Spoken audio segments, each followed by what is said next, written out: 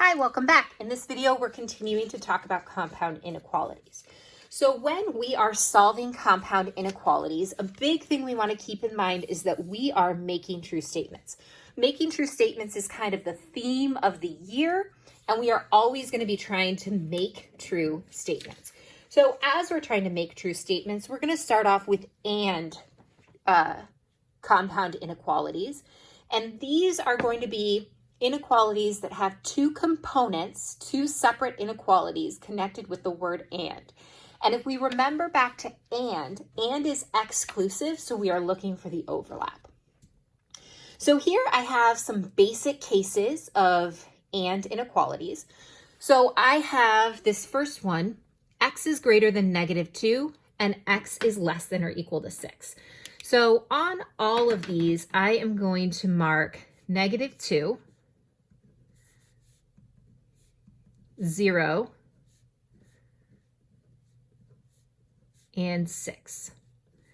Now, I want you to note that I'm not really concerned about their relative distance from each other. This distance isn't 3 times this, and I don't have all of the dashes in there. As long as they are in the correct numerical order, that is fine. As in -2 is to the left of 0, is to the left of 6, that's perfect. So the first thing I want to do is I want to graph x is greater than -2. So I'm trying to make true statements on here. So greater than, if we go back to this, so a greater than means -2 is not included in that solution. So it's going to be an open circle, and I'm going to shade to the right. So everything bigger than -2 makes a true statement here. So 0 is greater than -2, that's true. 6 is greater than -2, that's true. So if I were to check these, I would get true statements. I'm going to use a smiley face to denote a true statement.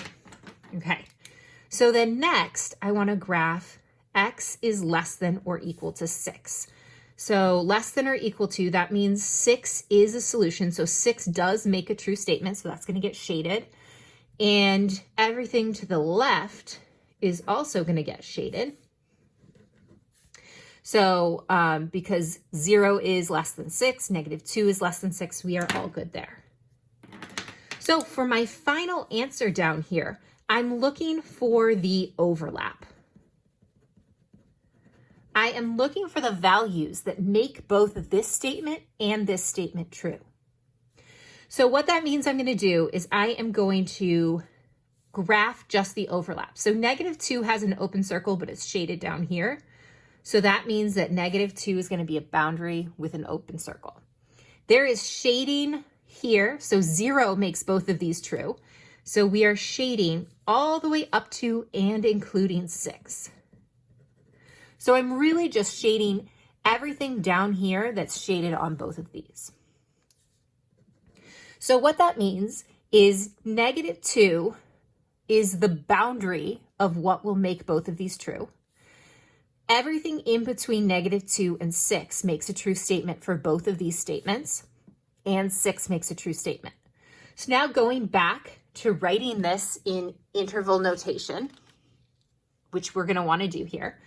Interval notation, this is going to be -2 is not included, but everything up to and including 6 is a solution. So this is going to be the answer. Both of these would be considered the answer to my initial question.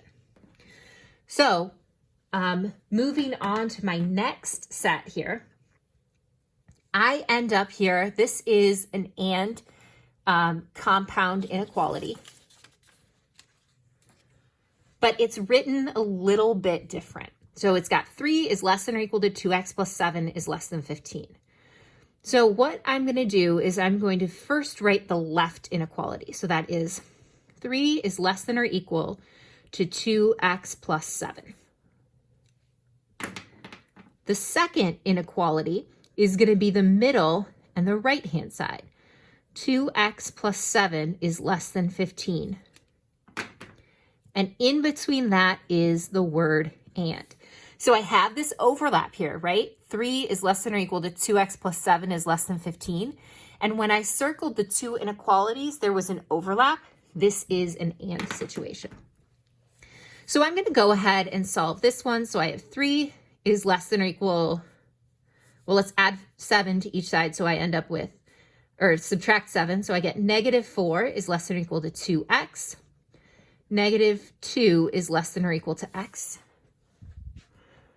So I'm going to flip that around and get x is greater than or equal to negative 2 as my first inequality that I'm going to graph. Then I'm going to go ahead and solve this one. Subtract 7. 2x is less than 8. Divide by 2, x is less than 4. And again, I have the word and between here. So I've got negative 2, 0, and 4. Okay, so x is greater than or equal to negative 2. It's going to be shade at negative 2, shade to the right. X is less than 4 is going to be an open circle at 4, shade to the left. And now I am looking for their overlap. So I can see that they first start to overlap at negative 2 with a shaded circle. They stop overlapping at 4 with an open circle, and there's shading in between. So based on interval notation, that is a hard bracket negative 2, comma 4 with a soft bracket. And that is my solution.